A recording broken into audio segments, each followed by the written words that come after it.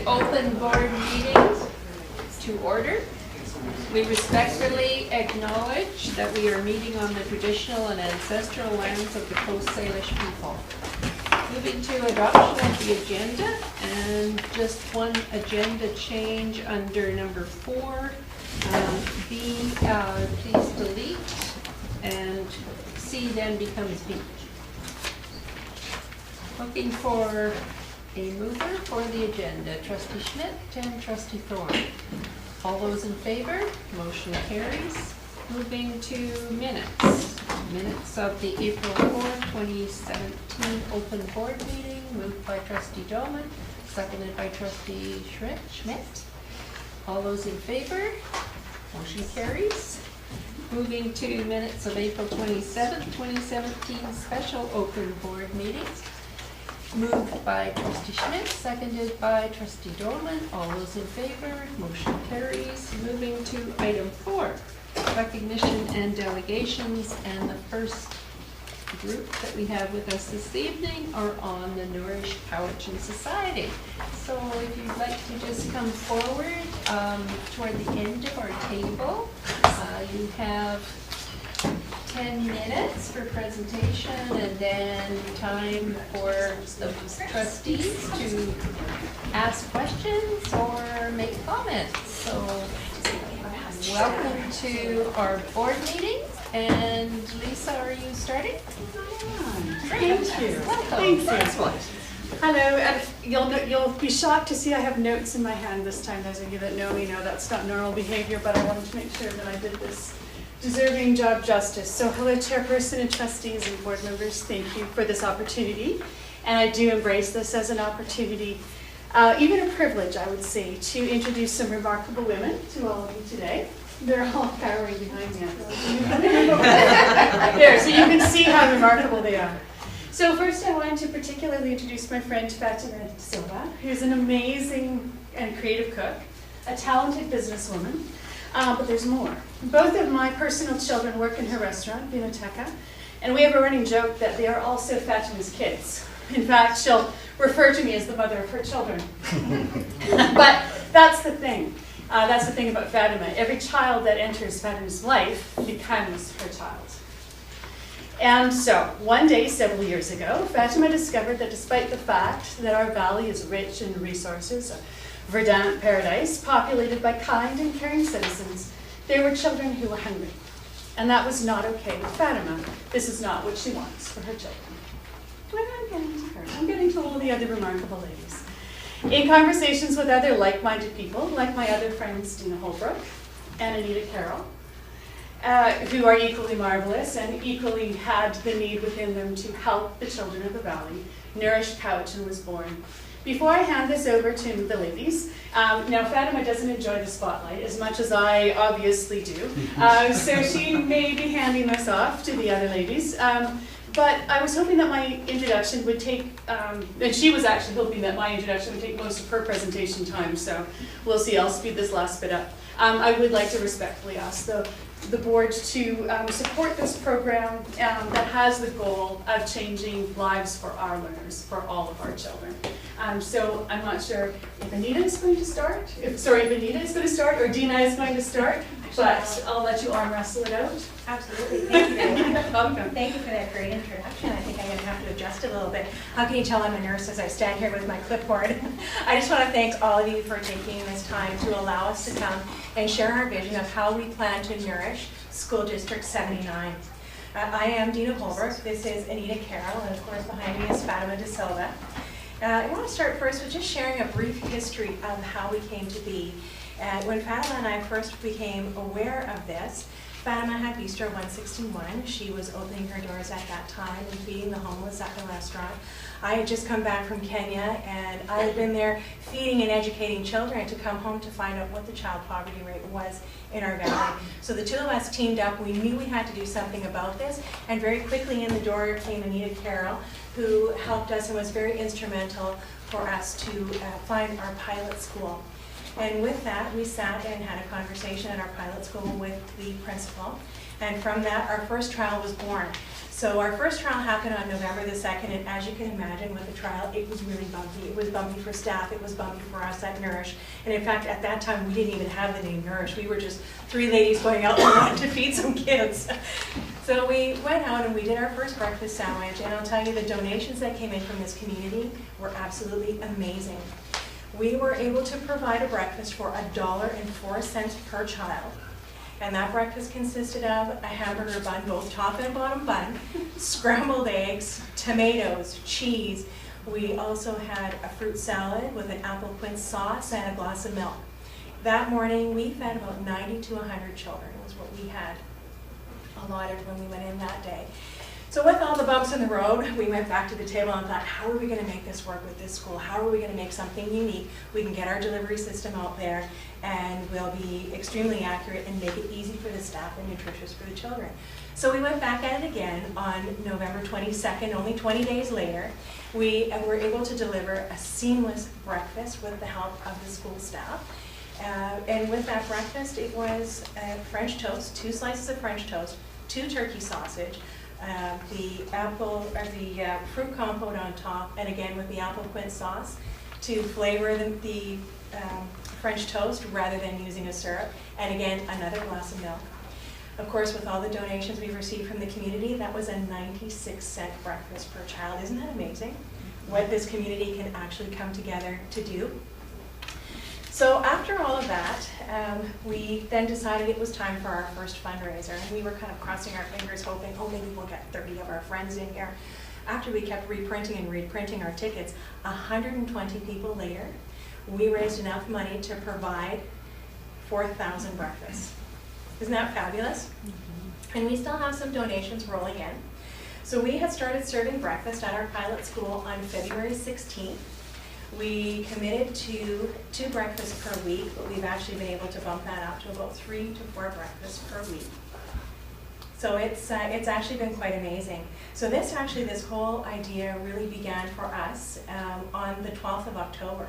So since the 12th of October, we've become a society. We also have our charitable status with CRA. We have a website up and running as well as a Facebook page. So please don't hesitate to go take a look. I've given you a handout today that it just takes you through our mission and our vision, and also has some of the information for our upcoming fundraiser on June the 10th. And that will be happening out at Vinoteca Restaurant on Zanata Vineyards. We have a pretty amazing lineup with the most fabulous Michaela Pereira from CNN will be joining us, and of course we'll have Cam Drew, our local auctioneer. If you've ever been in a room with the 2 of them before, it is an absolute fabulous evening. So I'd also like to tell you that we've been out and developing policies and procedures around what we're doing. Our food is made in an inspected kitchen.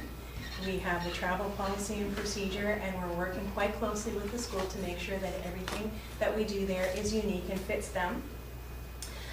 I'm trying to think of anything else that I can think of to tell you. We are 100% volunteer, and we work 100% donation. We see a lot of people in our community out and trying to work on child poverty, but I really think it would be really fabulous if we could all get underneath one umbrella. We could all work together, and we're not taxing any one particular grocery store. We're doing all of our fundraising together, no overlap. Can you imagine what we could do for the kids in this community? We are asking for your help with our vision for 2017-2018.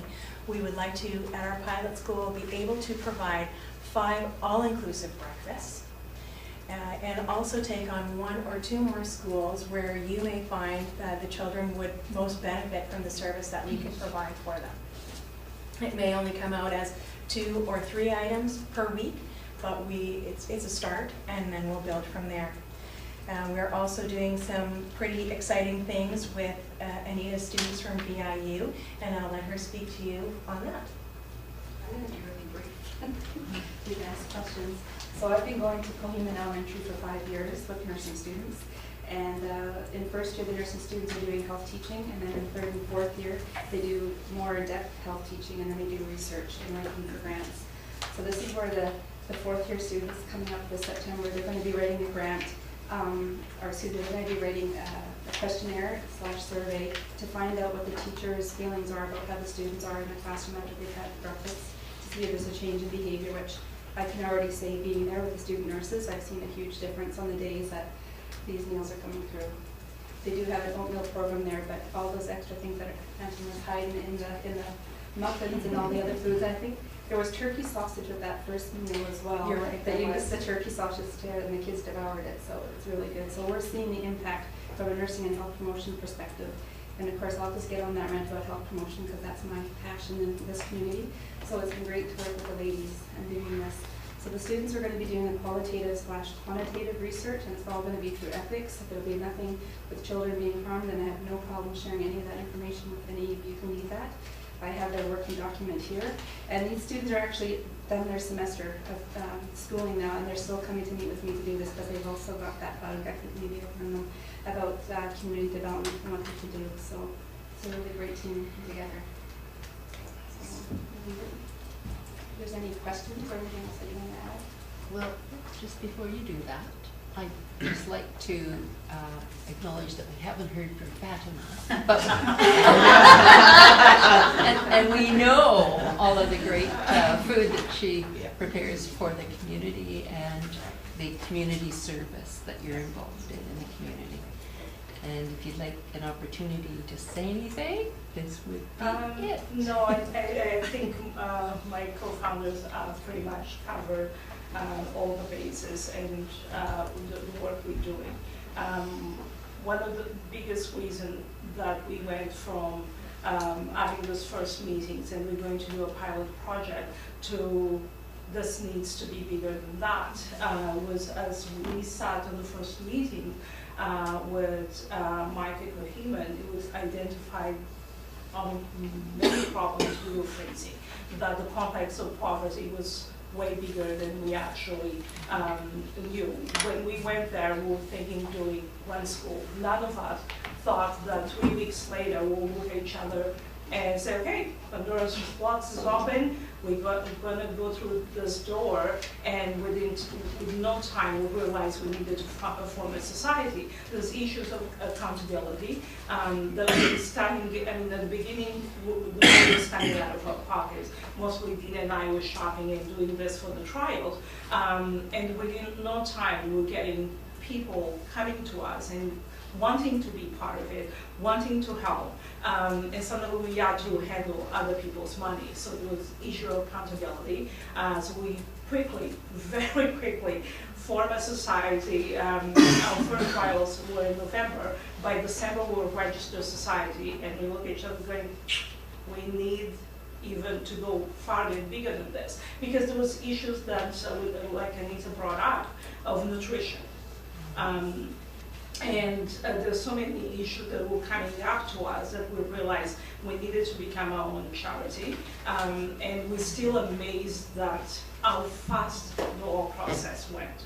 We're still having to deal with that and trying to find our own boundaries and how we're going to deal with all the issues. It's actually very emotional, overwhelming for us to deal on a regular basis with issues of poverty because we don't know how lucky we are until we know those stories. And we feel really privileged to be able to come to you and present. We didn't want to start going to the media and talk about ourselves. We're trying to stay really quiet about the society because we wanted to introduce to you, get your blessing and your help in trying to move forward, because we are pretty much ready to move into more schools. But we wanted to first speak with you before we do that. So thank you for having us here today. And thank you. It's pretty amazing. Over to Trustee Hutchins. Yeah, it's very amazing. Everything from the name, Nourish Cowichan, to all you've done in such a short space of time. Just I don't understand the logistics of how you prepare those hot meals for so many kids. Right now, the meals actually are being prepared at Vinoteca, at the restaurant, because that has been actually an issue for us, that we didn't want to start moving into other schools until we have a place that we can do it. We don't want people preparing meals at home for safety issues. We have looked into community kitchens, and we didn't want to do that either because the kitchens are shared with a lot of other people. So we actually in the process of looking for location in grants in order to be able to address any school that comes along. Right now at the restaurant, because we are closed 2 days a week and a couple of afternoons, we're able to produce from there and safely deliver. Dina has created delivering procedures. We have spoken with the school. We went through how they should handle.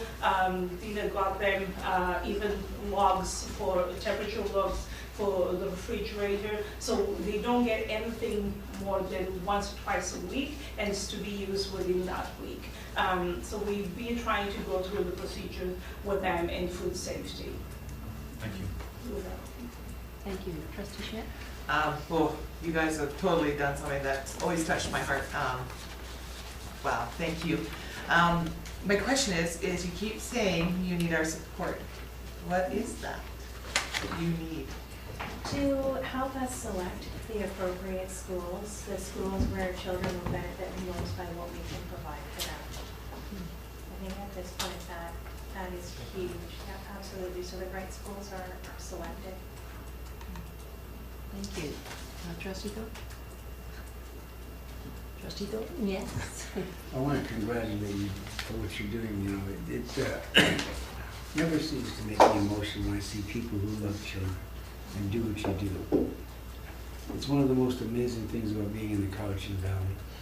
Yourselves and the Starfish program, I think that'll be a good start to working together. We have so many kids who can't function without having something in the morning. We all know that. And having grown up poor, I wish in my day there were more people like you. It's been growing, and I'm really, really proud. I'm actually humbled to be sitting before you. I am. And I want to thank you. In the favor of our people, you've got that the strength in your heart to take care of kids, and it's an honor. It's an honor, and if we can help in any way by finding you a couple of schools, that shouldn't be very hard. I apologize for feeling, but you guys just make me feel so humbled to know that a lot of those kids that you're feeding are kids that I see every day, and it makes me proud. Thank you. Thank you. Mr. Allen? Thank you, Madam Chair. I was just going to sort of, for information of the board, Fatima and her team have met with senior staff and then met last week with principals and vice principals for this very similar conversation, and also to allow us to start to understand their offer, which is absolutely amazing, and to begin to, with the principals and vice principals as well, thinking about what the next school is, how this might roll out, what the next stages are, so we can make sure that helping them that this continues to be uber successful. Thank you. Trustee Croft? Two things, of course, to echo everyone's sentiments and thanking you for taking this and supporting our children, and in ways that are more than education, and also showing us all what a community can do, and that when those kids grow up, they're going to share those values. So it's a huge, probably more good than we can even say today. So thank you. I certainly respect the research that you're doing and that your students are doing regarding nutrition and performance and happiness and well-being. Thank you for that. I think it's something that we can't say often enough. I hope that we all will eventually take steps, or to keep in mind that we want to live in a community where we don't necessarily have to feed, that families can feel comfortable and feeding their children. And that is a function of both economy and goodwill, and that this is part of the process of moving towards a day when we don't have to do it. I'm sorry. It's so important and it's so worthwhile, and our goal, of course, is someday that these programs minimize, the need minimizes. And I'm not being rude, digging for my purse. I have a check in here, and I will be purchasing a ticket to the event. So Thank you. Well, thank you again. I mean, as we all have said, we appreciate your efforts for our children in our community to the maximum. And we just want to say thank you. We're glad that you have connected with our senior staff and they be able to determine for you which schools will have the greatest need for this program. So thank you for coming tonight. We appreciate it. Thank you. Thank you for being us.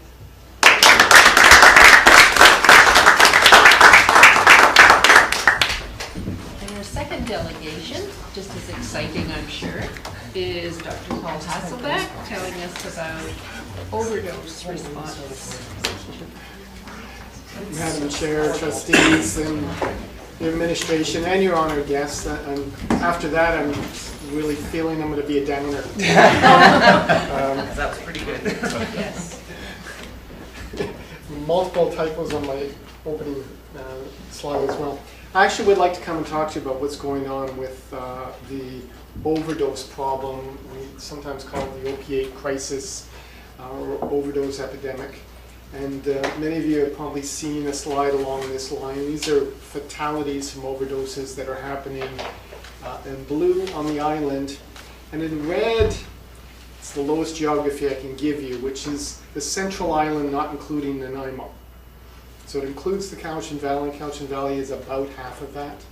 And all I can say is that the numbers in the Cowichan Valley are following this very trend as well.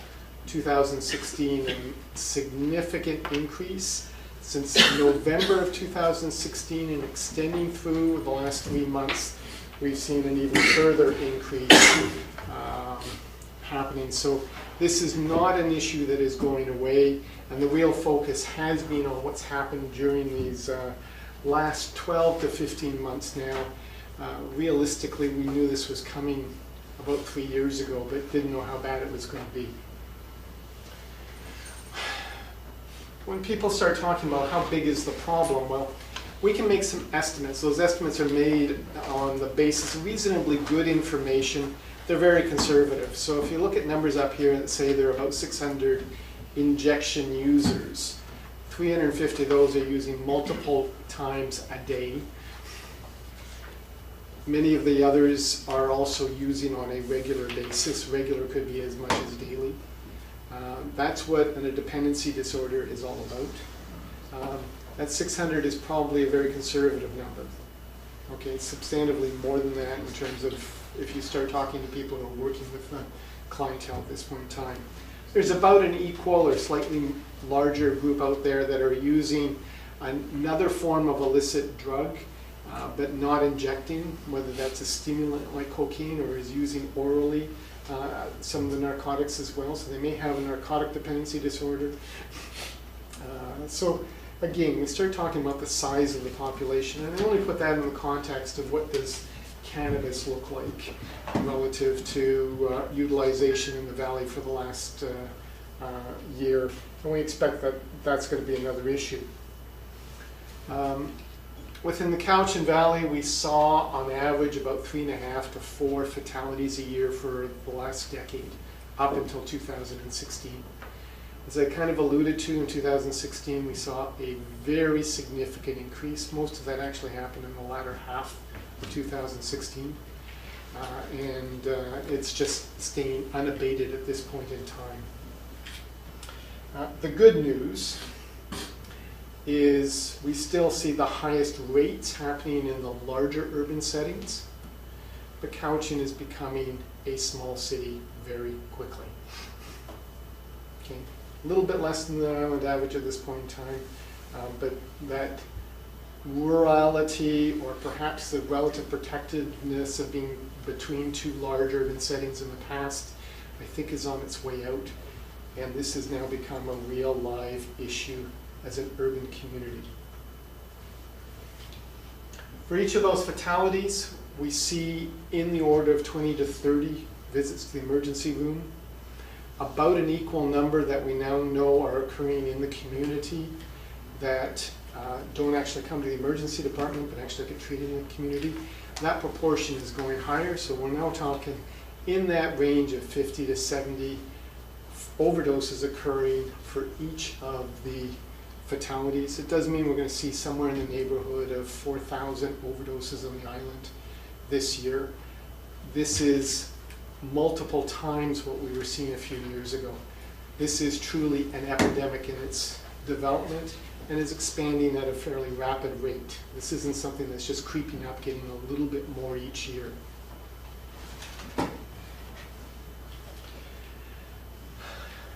We know a lot more about who is overdosing, and I wanted to share with you, probably the most notable thing here is that these are the individuals that are coming to the emergency department. Less than 5% of them are under the age of 20. And if we look at fatalities, or whether we look at an emergency department, this is not a client group or a population out there that is just starting to experiment or just starting to become experienced. These, for the most part, are very experienced users.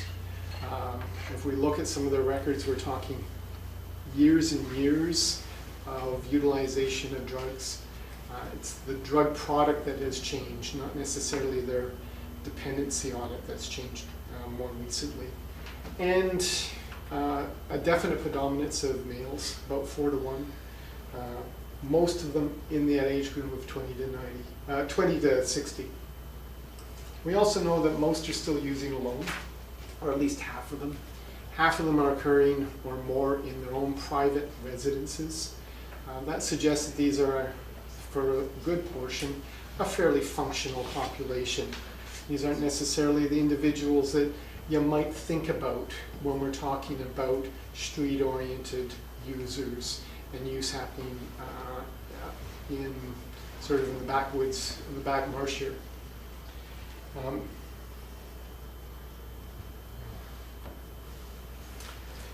Now this kind of convoluted steering wheel of a ship is, each of those boxes is what we need to be doing in order to respond to this overdose crisis.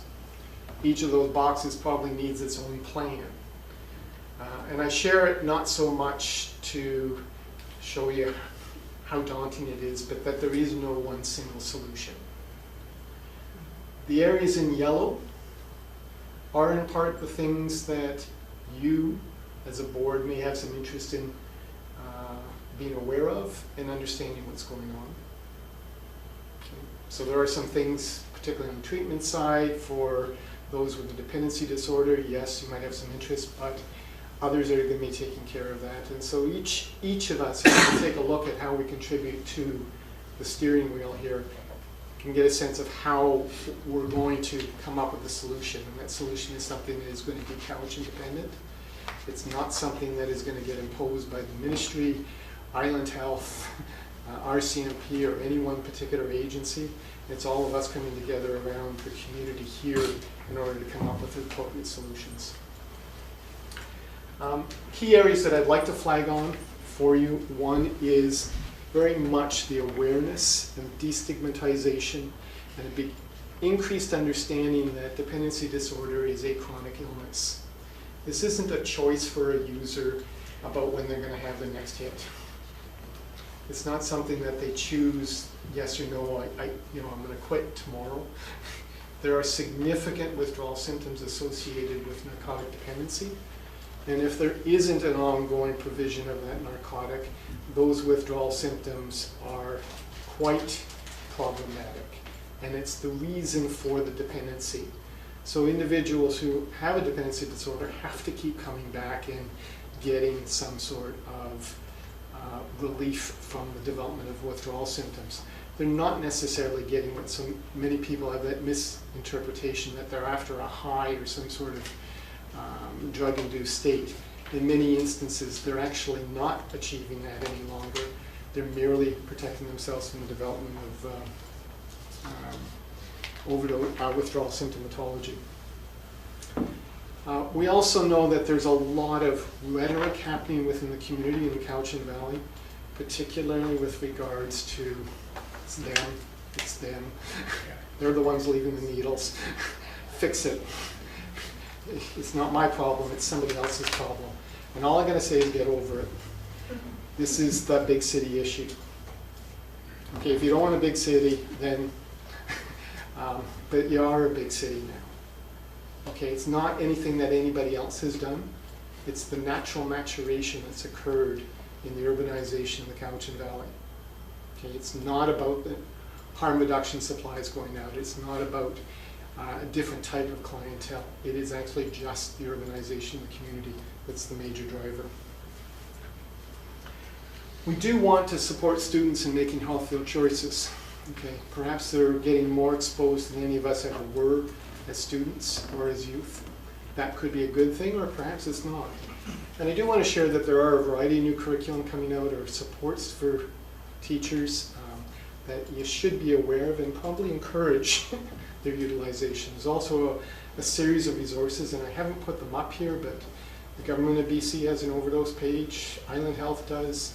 Toward the Heart is a provincial resource that's been there for a long time, that anyone can go to any of those sites and they'll get a whole range of resources and supports. And I did want to introduce you to something that's coming out of the University of Victoria and CARBC in conjunction with the Discovery Family and Youth folks. And so this was Reg Fleming out of the South Island in conjunction with Doug Hardy out of the Nanaimo Office for Discovery, with Cindy Drew, and I should have put their names up there, and I apologize they're not reflected here. And it's how to have that conversation with students and parents, okay? And I'm not going to get into the details, because I suspect the people around this table in this room have a pretty good sense that we need to be using supports for resiliency. We need to do positive reinforcement. This isn't something that a fear-based approach is going to result in any changes. We need to have open conversations. We've got to recognize that this is something that is a part of our community now, and that collectively we have to be talking about in order to come up with solutions, let alone talking with our kids so that they can express what their concerns are, their issues, and their questions can get answered. At this point, the good news is that while there's a lot of experimentation going, very few of our adolescents are going to subsequently result in any sort of dependency disorder. 99% may be on the high level, 95% is probably on the low level. Okay. So more often than not, we're going to see experimentation without negative consequence in the future. So let's start talking about how do we support earlier intervention and support healthier choices. We all know it's about relationships, okay? And there are lots of other things that can be done on top of just having a good, solid relationship. And I think that we as mature mentors of our youth need to have some of those skills. And again, I'm not going to go through this. I am sharing it. Again, hopefully it's a reinforcement for many in this room about how to go about being a mentor to your youth. The negative thing here is don't do the lecturing. We won't go further into that. And again, some of the less helpful approaches. Now this is a very shortened version of this parent presentation that CARBC and UVic have brought together. And I would say it's something that is available now. I think the Discovery folks are actually really keen on seeing that implementation, and they're actually starting to share it more widely. With this comes some of the other challenges. One is the earlier intervention. What can we do when we start identifying challenges amongst students who are demonstrating either dependency or using substances to help cope? And our Discovery youth folks are actually really good at intervening at that point in time. I suspect we need to have a broader conversation on the identification of such youth, as well as talking about what are those additional supports. It's not an area that I'm an expert. I just thought I'd flag it since I was coming here.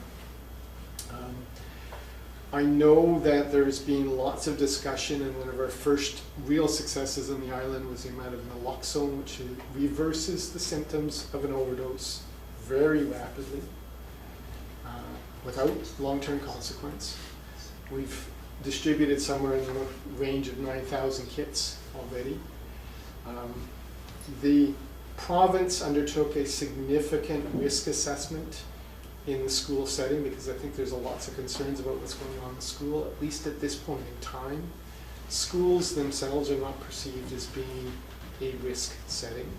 That does not mean that schools don't exist within a community or that schools don't back onto an area where there could be a risk setting. So I know that your administration and your staff have actually been proactive in addressing what is a very proximal issue to this particular location here as well. And part of that includes some of that training. It's not an expectation, and I do keep stressing that this is an option that's out there for those that wish to undertake. I have my naloxone kit in my knapsack with me now. I think we're all learning that it's just part of a first aid kit. Wanted to flag for you overdose prevention sites just because you're going to hear more about them. They are in place in Victoria, Nanaimo, and Courtenay. We're going to hear about Port Alberni probably within a week and Campbell River within a couple of weeks as well. So if anybody who knows anything about the geography of the island is going, where's Cowichan?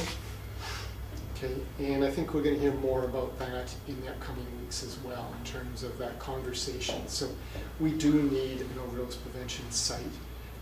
It's the other thing that we know is effective in saving lives. Okay, we can talk more about it. I've got some numbers up there. Basically about 1% of people showing up at our overdose prevention sites are having an overdose that needed to be treated. And given that this is only 5 months in, when we're at something like 14,000 visits to these sites, it'll give you a sense of how widely and how important they are as a safe environment for individuals who otherwise might be using alone. And just to close off, I'm not going to talk about it today, but I think that we need to have that conversation in the upcoming years. The next challenge is going to be about cannabis and what does the decriminalization mean? What are the changes that we're going to see? How does this and how is this going to affect particularly young adults who are making some choices and getting the message now that this is something that is now considered to be socially acceptable where it wasn't in the past. And I think we've already seen early bits of information that perhaps that message hasn't come across, that this is still a substance that has some dangers associated with it. It's not innocuous. And where does it sit in terms of this conversation along with alcohol? And with that, Madam Chairman, I'm happy to take any questions from yourselves or trustees or others. Thank you, Trustee Thorne. Thank you again, Doctor. I know every time you speak, you're fascinating because you do such a fine, fact-finding job. I know that working with some of the kids here in Cowichan Valley, one of the biggest problems, I have 2 young ladies who come and see me every day, and they're fighting to stay sober. Their problem is, though they have family in Cowichan Valley, they're not accepted in the home because the families are in denial. If I don't talk to you, it's not here. I have concerns with some of the kids who I know go out and they get high, but they're concerned about what's in cannabis, right? Creating the new drug by mixing some stuff that you buy at the store that could be close to fentanyl or fentanyl itself. And having used naloxone when I was out in Nitna, I was the only paramedic they had from Franklin River to Kaikes. I got pretty busy at night and used it a few times.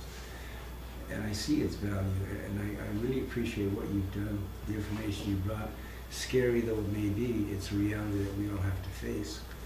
And I don't know what more I can say other than hopefully this board can be of some kind of assistance. The schools are all working, we're looking at training people, we are training people.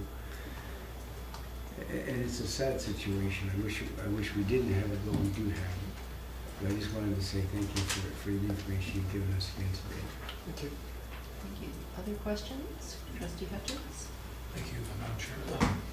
Paul, in terms of the statistics, I recognize you've shared with us the last couple of years a dramatic increase in overdose, but the number of users in the last 10 years, has that changed? Has it been pretty static? As a proportion of the population, I don't think we've got really good information to suggest that it's increased. As a matter of fact, if we look at the McCreary study, which is our best information for adolescents, most substances have been decreasing, particularly some of the narcotics and the harder drugs, but even cannabis and alcohol were actually reducing as well. McCreary comes out again in 2018. I think it's going to actually provide an explicit answer to that question. Have we seen an increase in the last little while? I talk a lot about the illicit drug trade. Just like any other business, they've got to be marketing, they've got to be recruiting. The big advantage they have here is they have a drug that can be addictive very quickly. Okay, and they may well be recruiting. I suspect that we're going to see some of that in the upcoming years. Despite the numbers on fatalities, this still only represents a small fraction of the people that are using. So if you calculate out that 600 that are injection users and the total number that have been affected here, well, we're not even at 10%. We're probably closer around 5%. And you had a proportion of 77% of those individuals were male. Is that similar to alcohol addiction? That gender disparity? Or different? I'm actually not sure. I have to go and check on that. I would say there's a predominance in males, but I don't think I'd see this 4-to-1 ratio that we're seeing with narcotics, but I'd really like to check on that. Thank you. Anything further, Trustee Cropp? I believe one of your earlier slides said that 90% of users were between the ages of 20 and 59. That's a pretty broad stroke. Any breakdown in there? Sorry, that's 90% of the fatalities are between the ages of 20 and 59. We actually also see that for the overdoses that are showing up in emergency. Emergency overdoses might be a little bit younger and more likely female. In terms of your question about how does that spread, it's actually very even. Okay, we're not seeing sort of like the 20 to 25. Okay, we're seeing within those increments of a decade or so roughly the same rates and proportion. Can I ask you, is there integrated, coordinated community group of leaders who are trying to deal with this and the fallout in terms of some of the symptoms that we have in the community? Great question. Thank you, Madam Chairman. I think that there's lots of people who are concerned, and various different pieces are being picked up by individual groups. I know that I've had a chance to talk with the Arcouchin folks, the Sobering and Detox Working Group, which is a very broad group, has actually kind of taken this on. There are some subgroups that are developing from that.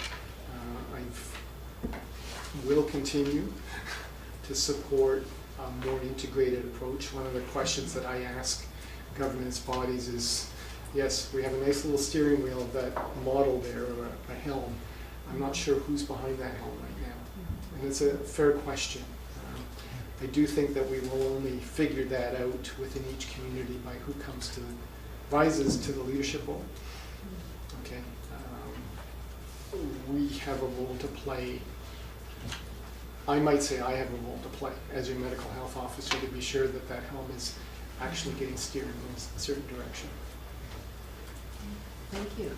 Well, thank you for coming and sharing with us the status of our community right now, because we are, related to some of the issues that you bring forward, and we're all puzzled, I think, in terms of how do we manage our new city, and so we'll be trying to wrestle with that as well, and hopefully we can be part of that coordinated group, because the impact is on our students and on our facilities.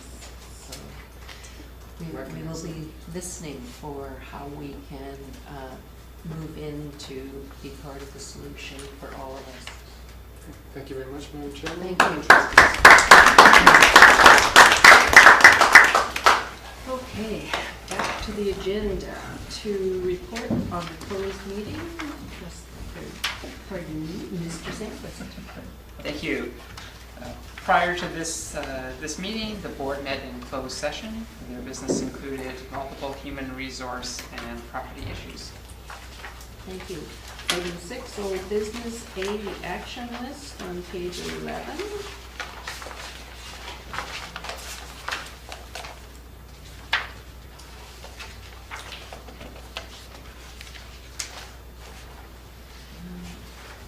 Looks like everything is in progress.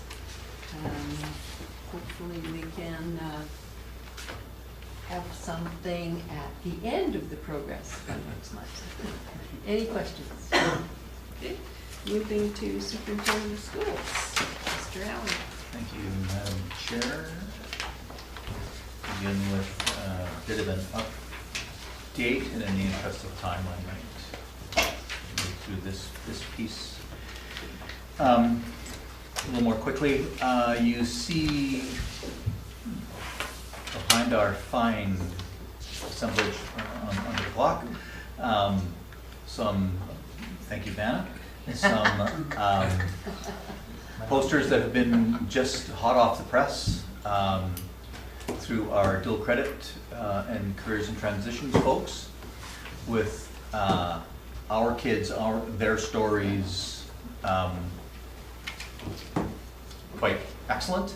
We also have that electronically, so this information is also currently scrolling at all of our schools on monitors in the hallways. We have a small one out in the foyer. I'm sure all stopped and looked at that on your way in to help spread the news, make more students aware. The more awareness we have of these kinds of programs and the opportunities for kids, the more they will grow. So big thanks to Larry and his team and all of our secondary schools for informing kids, encouraging kids, working with families and so on to increase our dual credit opportunities. We had a Make Our Way training day last Thursday. Time is beginning to blur a little bit. And the goal was to increase design thinking and make our way awareness in our district, as well as how we're approaching, helping teachers think about how they would be approaching the applied design skills technology curriculum, the ADSD curriculum that is now out there.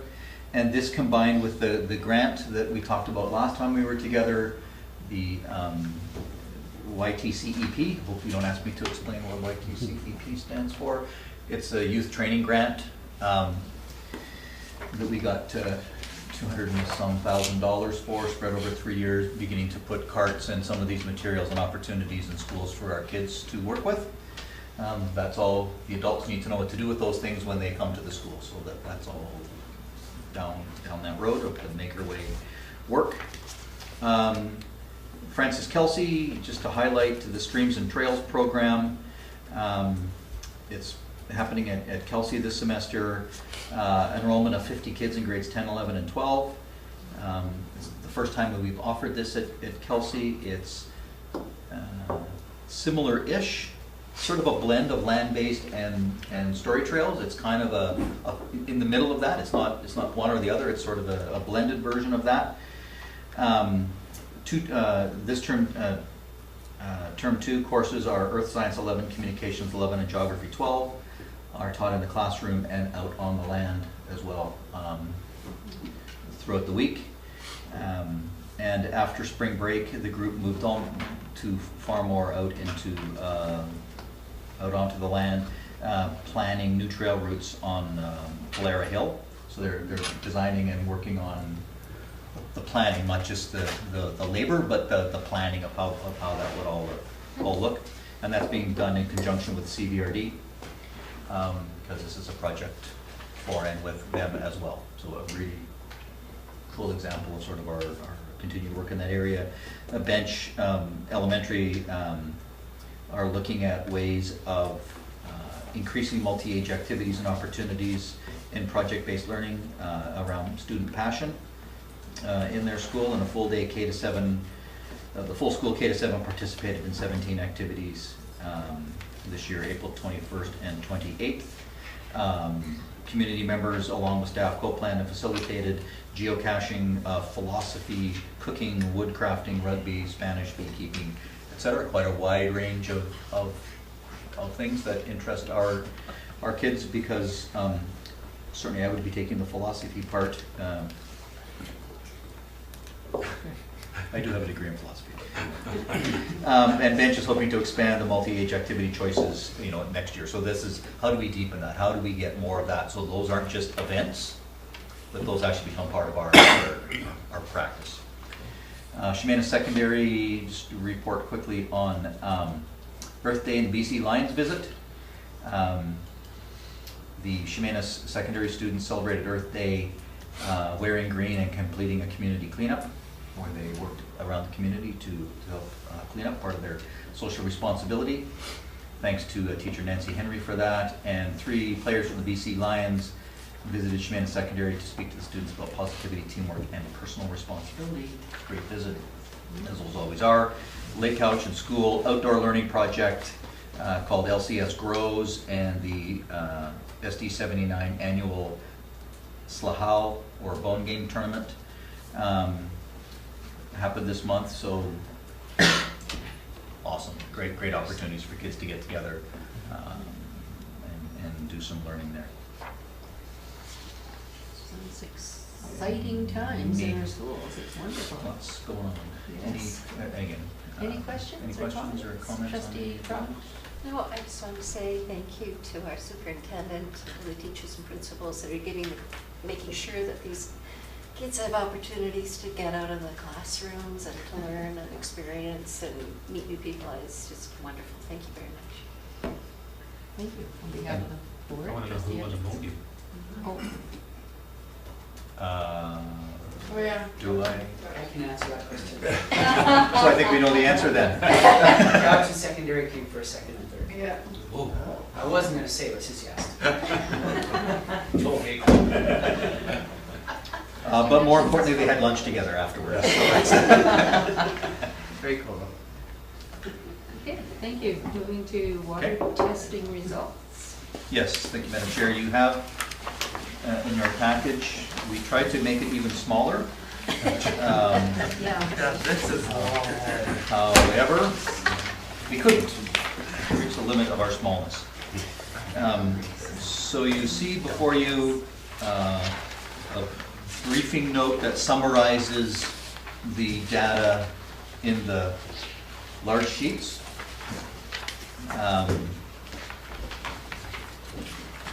We have, you see the information in the briefing note. 2016, we received correspondence from the ministry about the importance of ensuring water quality. Fast forward to 2016 in September. We received some policy direction from the ministry around testing for lead content in drinking water at school facilities. And according to the ministry, districts are required to test for lead content in schools where this is a long sentence, where the plumbing system was installed before 1990, once every 3 years. So you would get a minimum of 1/3 of the school facilities constructed prior to 1990 tested every year. We felt that wasn't adequate to develop a baseline, so we determined to test all of our schools in year 1. Let's find out where we're at with all of our sampling through all of our schools in year 1. So what you see before you is that sample. Testing in accordance with the ministry requirement, testing was completed prior to March 30th, and the test results were submitted to Island Health and to the ministry at that point. So while I would be happy to walk you through the sheet, the summary is that the protocol for the testing is as follows. 3 tests per fixture, whether it's a fountain or a sink, 3 tests. Test 1 is done first thing in the morning when water has been sitting in the pipes for 6 hours. and you just draw a quick sample into the sample bottle. A second sample is drawn after that water is run for 30 seconds. In other words, it's cleared the fixture, you replace the water that was sitting in the fixture, but not necessarily the water in the piping underneath. Third sample in the protocol is drawn after the water runs cold, which is typically 2 to 3 minutes. So in other words, you replace the water in the pipes, you refresh the water in the pipes. So those are the 3 samples that happen. And so if you look onto the big sheet, if you're following at home, you'll notice that these tests come in sections of 3. So if you look at the very first one on page 1, Discovery Elementary, you see a set of 3 tests: drinking fountain, drinking fountain, drinking fountain. It's the same thing. It represents those 3 tests. Those are the results for those 3 tests. Straight out of the tap, after 30 seconds, after 2 to 3 minutes.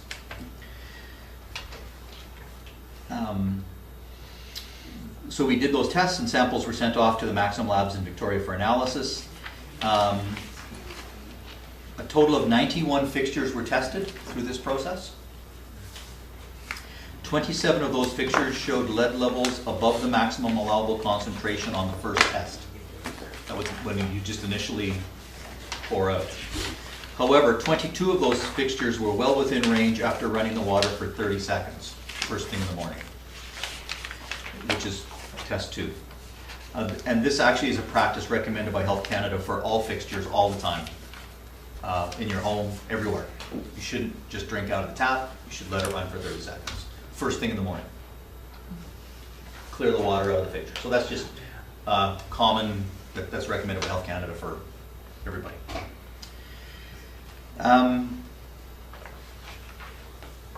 So the action that's happened as a result of those findings, which are excellent water quality findings. For the affected facilities, the district has implemented protocols to run each fixture for 30 seconds in the morning before student use. So if you're a school where you've even had 1 fountain or 1 tap that's come out as not meeting test 1, and you see the schools listed there, we have instituted a practice of running those, making sure that those fountains or taps are cleared prior to student arrival. Who does that? Oh, Trustee Hutchins, sorry. That's up to each school. Buried in the data. Sorry. So we've left that up to schools to tell us what their plan is to do that. And it would vary greatly depending if you're Cal High or Paulson.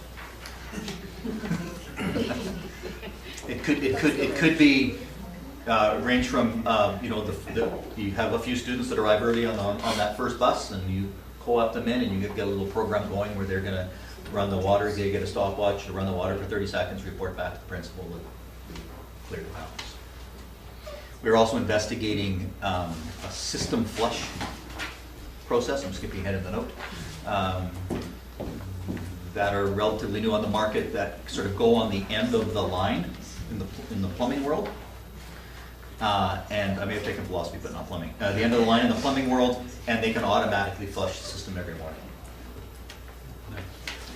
However, that's not quite yet.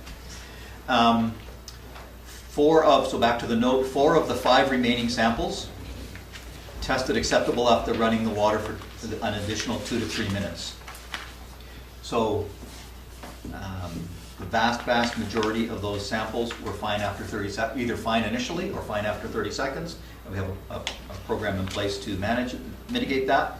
4 of the 5 remaining samples tested acceptable after running for the 2 to 3 minutes. These fixtures are all in adult areas, and signs have been posted with instructions to run the water first thing in the morning. Those are in our operations.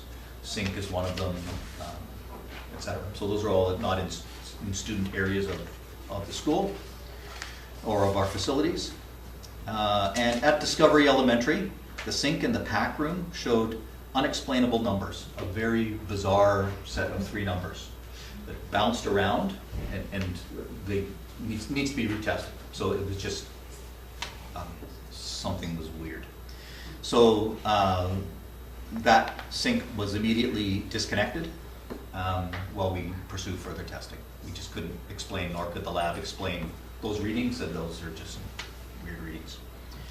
As a precaution, all the fountains at Discovery are being tested this week, retested this week, and the staff room fixture is being replaced. And as with all schools, Discovery will observe the protocol of running the fountains for 30 seconds, etc.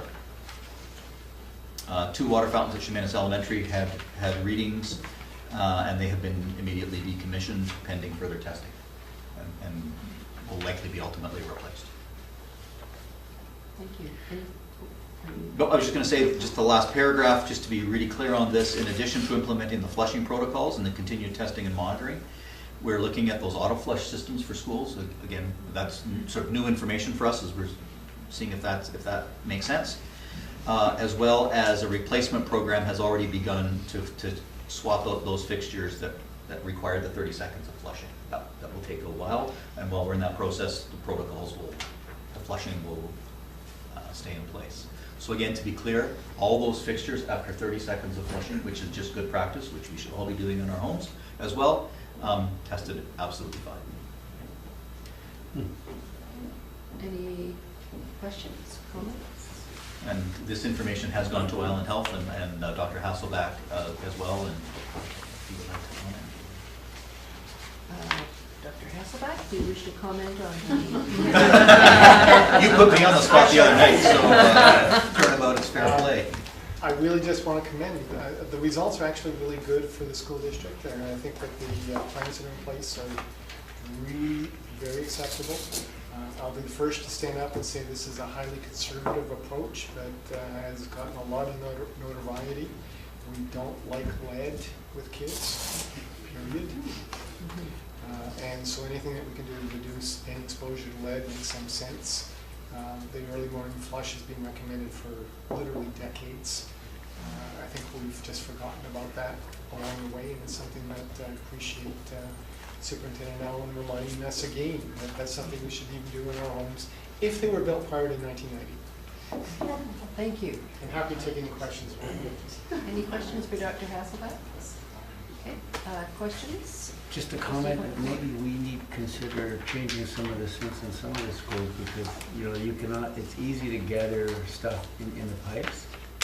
You look at the summer shutdowns where things can accumulate, and then I think it's worthwhile. I'm glad we have Dr. Hasselback here, because I was going to say if there's anything here, we're going to jump on him because he knows everything. Thank you. Very comprehensive report.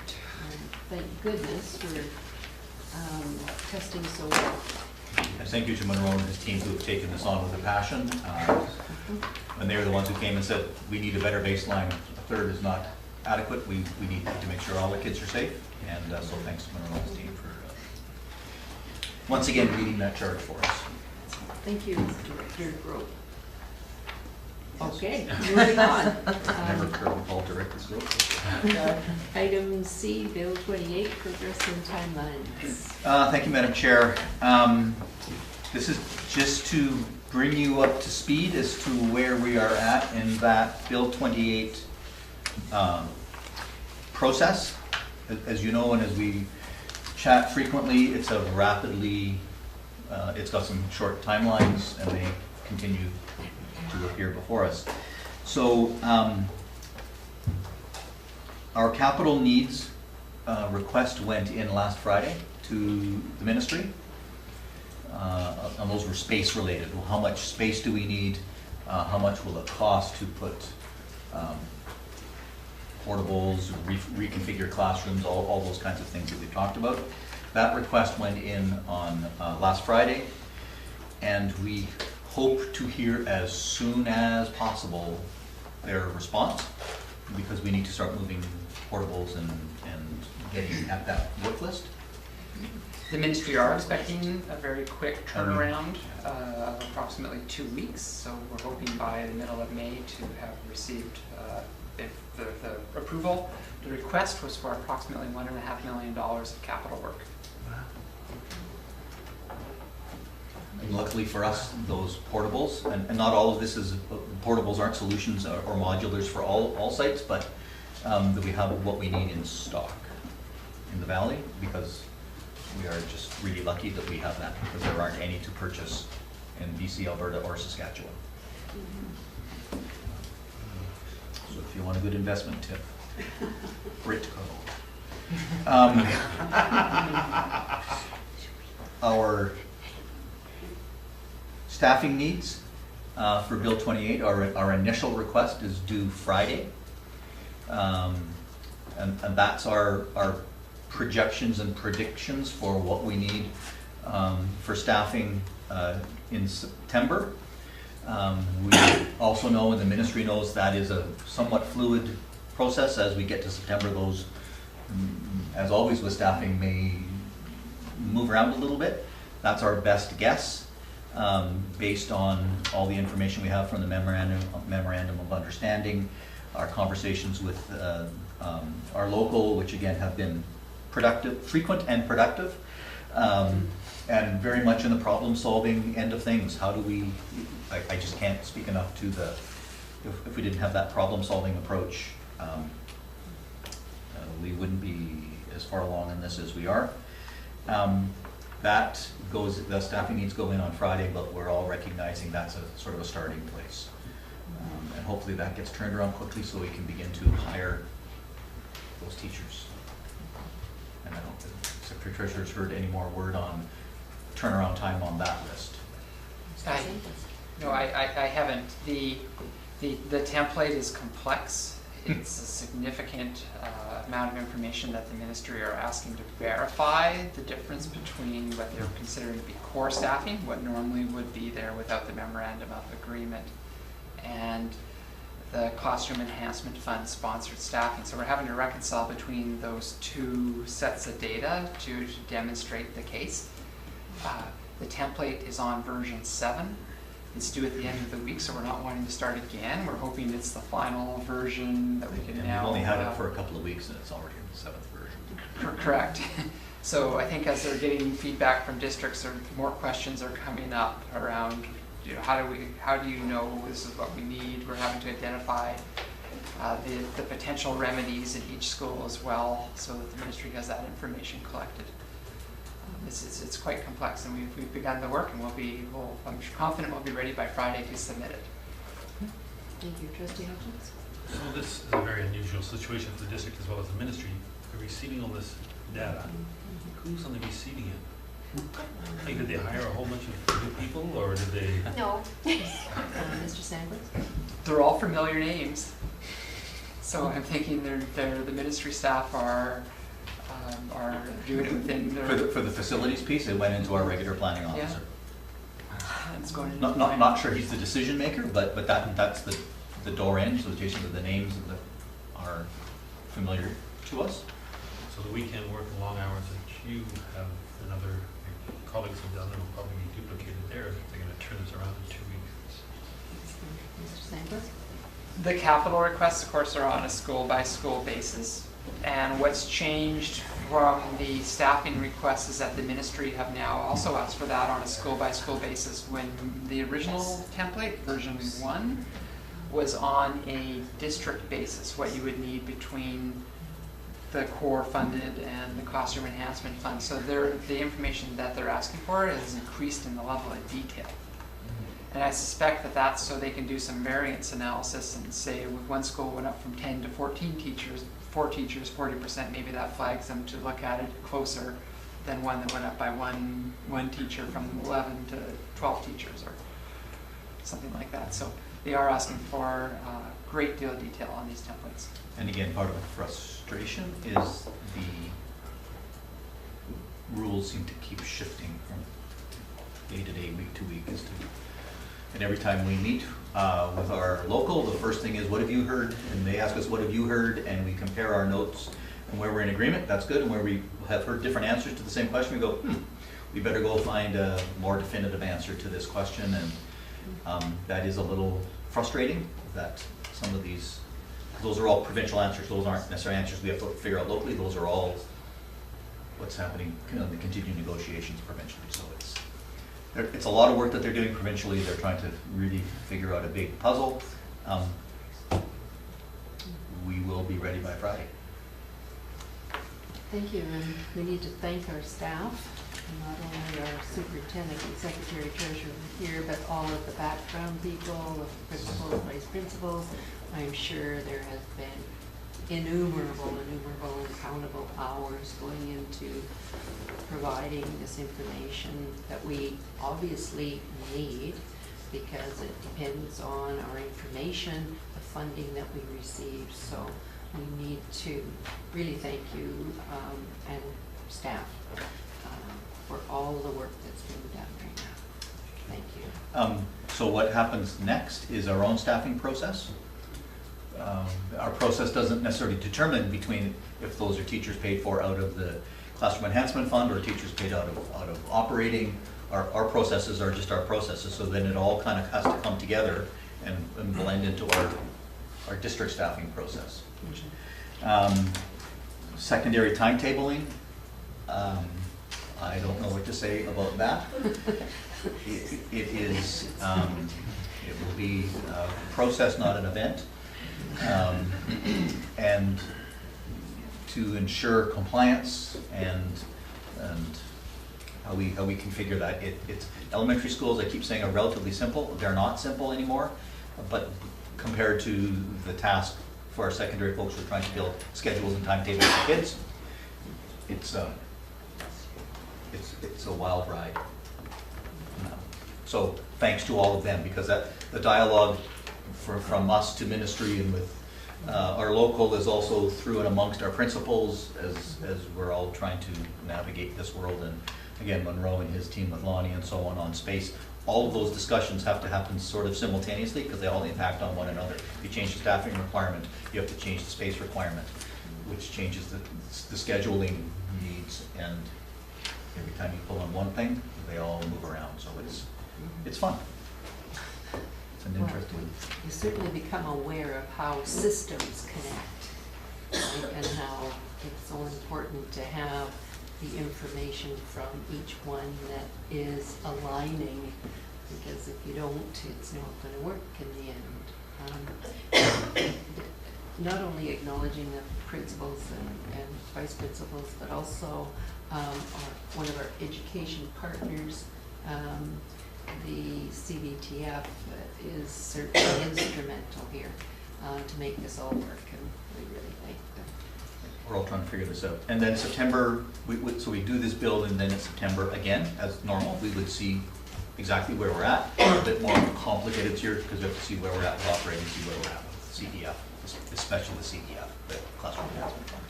Trustee Schmidt. When you were through the chair to the superintendent, sorry. My head's going real noisy. When we originally talked about monthly counts, and you talked about going through it monthly, is there a contingency fund that we can draw on should extra staffing or be, so when they gave us that money, we don't have to give it all back? We can keep a portion for contingency just in case? We can continue to draw on that fund for the next 2 years for those. So if CEF determines we need two more teachers somewhere, we can even past the September count. Apply to it out of that fund. Okay, thank you. So that's not not an operating issue, that's a CEF issue. Okay, thank you. Happy if there's questions on Bill 28. Anything further on Bill 28? Okay, moving on. I'm sure we'll be talking about it next meeting as well. Field trips to the United States. As you're probably aware, that also is a bit of a moving target, to the point now where the school district in Seattle has stopped their kids moving across our border because they're worried their kids won't get back. And it's really a matter of less about safety, student safety, and more about ensuring that kids are getting through the border. And that, again, appears to be very uncertain at this point. Students and or chaperones. What happens if the students get through and half the chaperones don't? Or whatever. So many districts have adopted a process or a practice right now of not approving trips to the United States for that reason. Just clarity of knowing that our kids are able to get through a border where we might think, we're pretty good at making sure the passports are in order. It's actually not us that makes the decision, it's actually the order folks that make the decision. We want to have that discussion here, and staff would be certainly leaning towards putting a stop on US trips for a while. Thank you. Moving trustee DeGroot and Croft and Hutchins.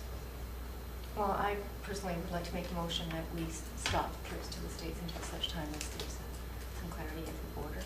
And I would make that a motion. Thank you, trustee DeGroot, seconded by the pair. Let me take. My hand was up first. Let me take trustee Croft. Okay, any discussion on the motion? Trustee Croft. Are there any trips to the US being considered? We're not going to be dashing anybody's hopes. Mr. Allen? We have none pending, but school, because those are international trips, they take a while to plan. We have 2 that are sort of asking for permission, that we haven't approved anything yet, pending this conversation. We have none right now that are approved, that haven't gone yet. Is there any money been fundraised for them? Okay. Which is why we want this early, because they've come and said, these are all for next year, and hard to predict what next year will be like. We don't want fundraising to happen and kids to get excited. Thank you, trustee Schmidt and trustee Thorne. Is this, are we saying this go Canada-wide now? Like, It's spreading. Mr. Allen? It's not across the board, but it's certainly spreading. thank you. Trustee Thorne? If you could relay what you're doing for, you were looking at. Oh, we were just saying back here there might be a trip planned. Is there a California Cup trip, California Cup field hockey trip? It hasn't come to us yet. Okay. Could we hold our questions till question period? Thank you. Trustee Hutchins, did you have a? No, I was going to make similar motions, just a sad day, very sad day, maybe 3.5 years before we can visit this again. Okay, motion's on the table. Any further comments? All those in favor? Motion carries unanimously. Thank you, Mr. Superintendent. Moving to Secretary Treasurer, Mr. Sandwich. Thank you. I have a single item on the agenda this evening. Last week, on Thursday to be exact, the board reviewed the details of the 2017-2018 annual budget, and at that time received a report from the superintendent and myself. At that meeting, first and second reading were passed, and at this time the budget is before the board for third and final reading in the budget bylaw amount of $92,468,095. Thank you. Do we have a motion? Moved by trustee Domer, seconded by trustee Hutchins. Discussion. Trustee I have amendment, please. First of all, I'd like to say thank you to the Secretary Treasurer. It was very helpful, and to the board chair. So, that the Board of Education amends the 2017-2018 annual budget by reallocating $40,000 from the reduction of the unfunded liability future benefits to operating expenditures for a 4.0 elementary counseling time. So moved. Moved by trustee Schmidt, seconded by trustee Thorne. Any discussion? Trustee DeGroot. Is that 0.4 or 4.0? 0.4. Thank you. Any further discussion on the motion? All those in favor? The motion carries unanimously. Trustee Schmidt, did you have A second recommendation? second recommendation? That the Board of Education adds $40,000 back into the budget for the reduction of unfunded future liability benefits for the 2017-2018 amended annual budget if the unrestricted surplus in the 2016-2017 financial statements exceed $800,000. So moved. Moved by trustee Schmidt, seconded by trustee DeGroot. Is there conversation? Okay, all those in favor? Motion carries unanimously. We're back to the main motion. Oh, Mr. Sanders.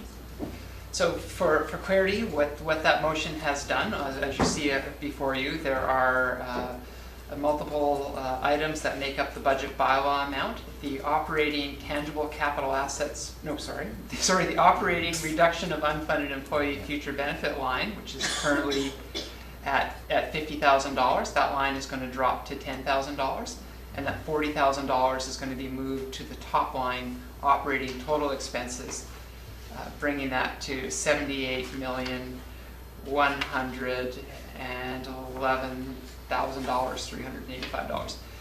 So the total budget bylaw amount will not change. It will remain at $92,468,095. Thank you. Anything further on the motion? Trustee Hutchins? Just a process question. So we passed the motion, but the budget has been amended. So does the existing motion still stand? The budget bylaw amendment remains the same. Thanks. Question. Question has been called. All those in favor of calling the question?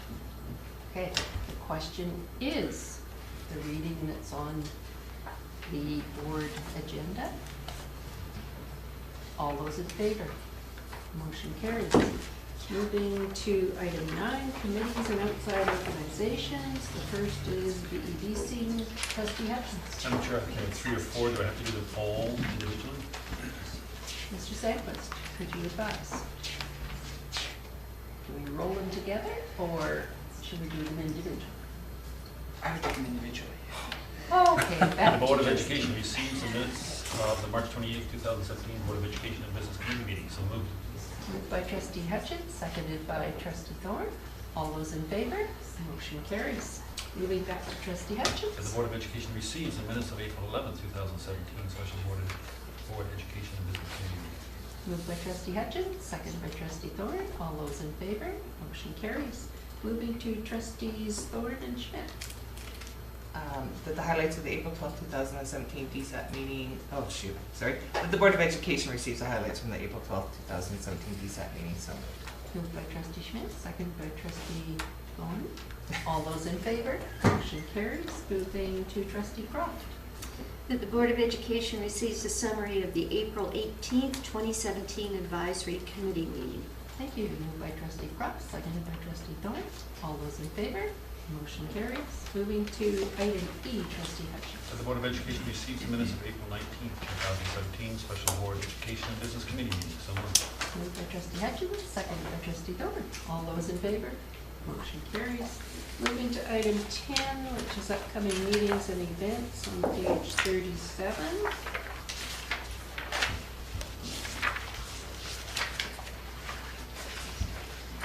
The one change that I'm aware of, and maybe others, is the board planning session.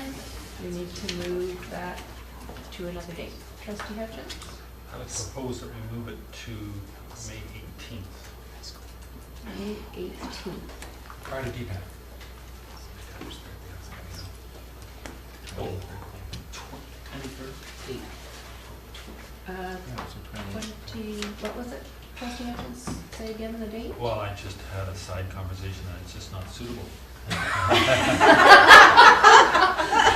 It's my Okay. daughter's 28th birthday, Okay, so.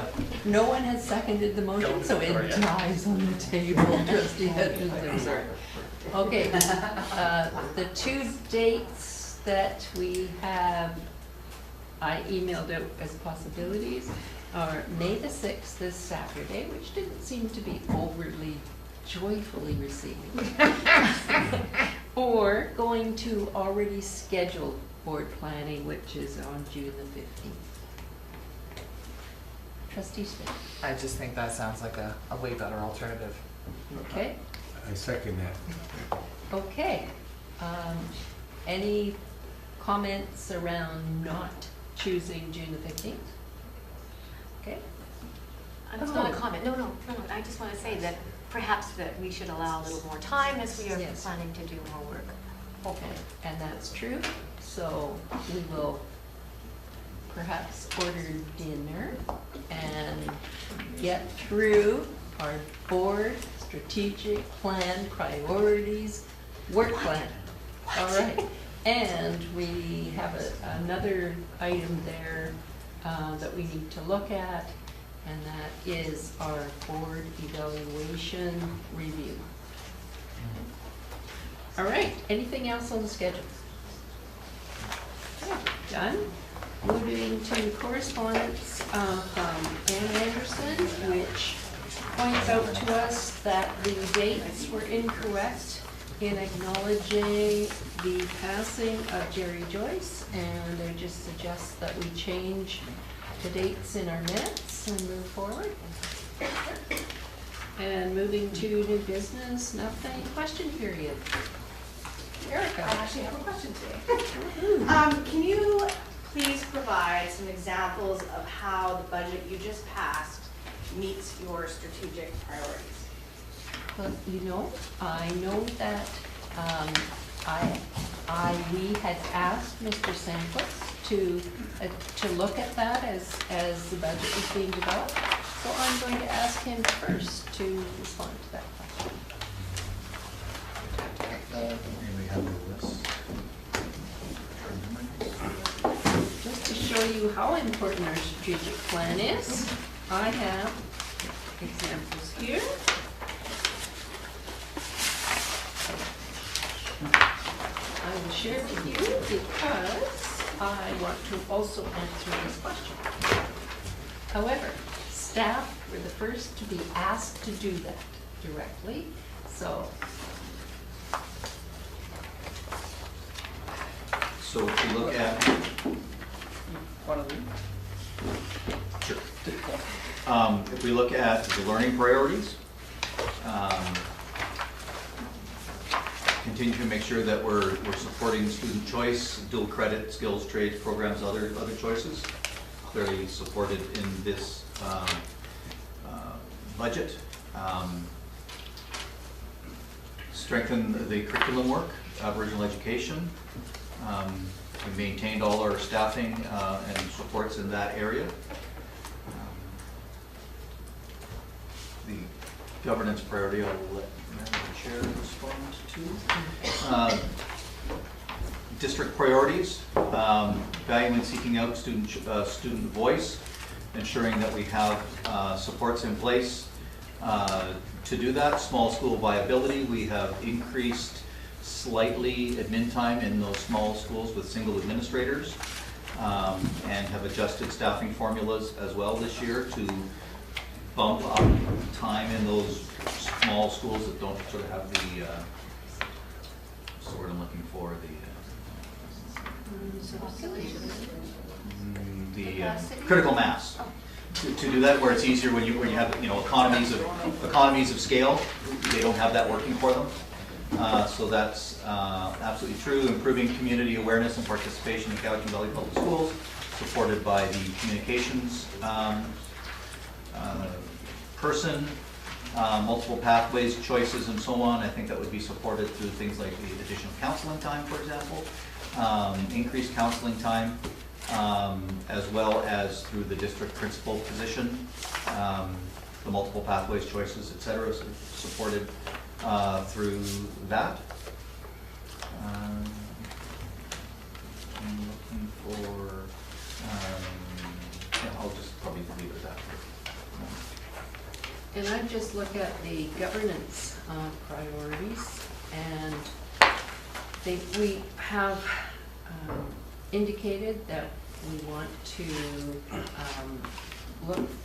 look for, encourage donations to the school district, and look at stronger partnerships with local and regional governments, and we're really hoping that our new communications person will assist with that. Education assistant review, we've done, there are more educational assistants in the budget again this year. And, yeah, and the new district principal position will help with that review. We have the performance management plans in our intention, and that again will be assisted through the new communications person. We highly endorse our learning priorities, and I think one of the things that we really wanted to pay attention to are the increased choices for students, the personalized learning, the dual credits, all of those things. Early intervention, while we haven't talked about that specifically, we hope that the budget is going to support that. So really, I think our direction that we have set in our priorities is going to be supported by the resources reflected in our budget. Any further questions? Rhonda? I'm just in the middle of texting with Sandy right now, and he coaches the junior girls basketball, and I know that they've raised $15,000, and that they've sent a form over here for permission to go from the 14th to the 23rd. That was then sent, of this upcoming December. So I don't know. Sorry, to Hawaii. Okay. Well, if the form is in, I'm not sure that our staff has looked at it yet. Sorry, sure.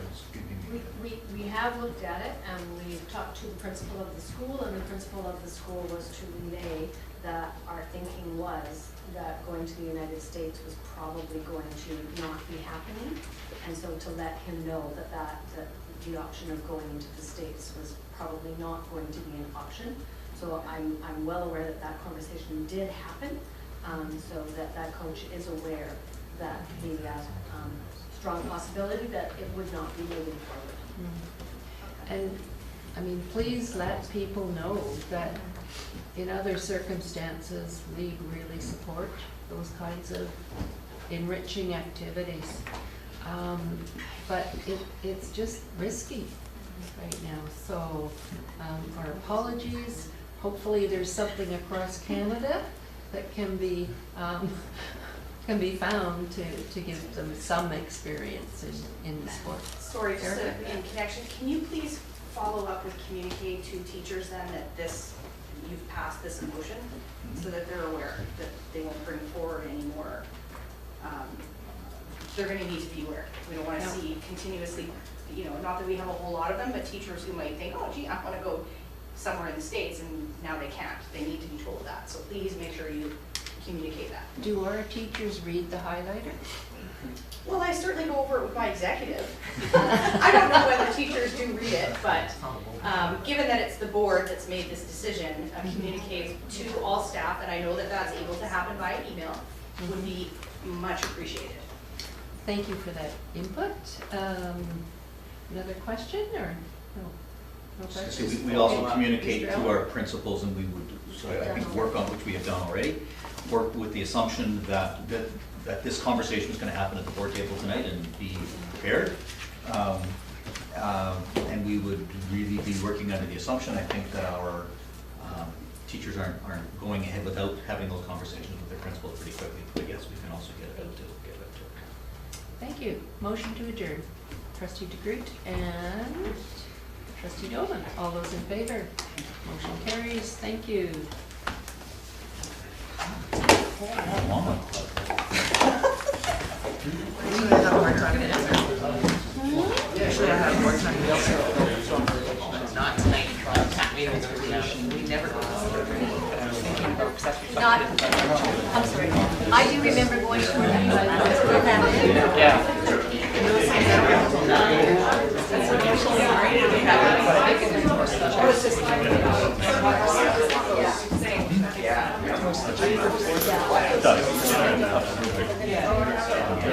Nothing in the way of